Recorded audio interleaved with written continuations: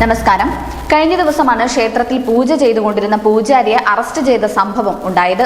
ഹിന്ദു സമൂഹത്തെയും പൂജാരിയെയും അപമാനിക്കുന്ന തരത്തിലുള്ളതായിരുന്നു ഈ സംഭവം. ഇതിനെതിരെ ഇപ്പോൾ ശക്തമായ പ്രതികരണവുമായി രംഗത്ത് വന്നിരിക്കുകയാണ് BJPയും ഹിന്ദു ഐക്യവേദിയും.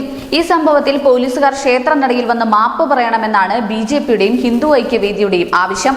കുര്യാത്തി ജംഗ്ഷനിൽ പ്രതിഷേധത്തിന്റെ ഭാഗമായി നടന്ന ധാർമ്മിക സമരത്തിലായിരുന്നു ഈ ആവശ്യം ഉയർന്നത്. ഈ സംഭവത്തിൽ മാപ്പ് പറയാൻ പോലീസ് തയ്യാറായില്ല എങ്കിൽ വരും ദിവസങ്ങളിൽ എല്ലാ ക്ഷേത്രങ്ങളിലും പ്രതിഷേധം സംഘടിപ്പിക്കാനുള്ള നീക്കത്തിലാണ് നേതാക്കൾ. ഹിന്ദുക്കൾ വ്യാപകമായി ആക്രമിക്കപ്പെടുന്ന സാഹചര്യമാണ് കണ്ടുവരുന്നത്.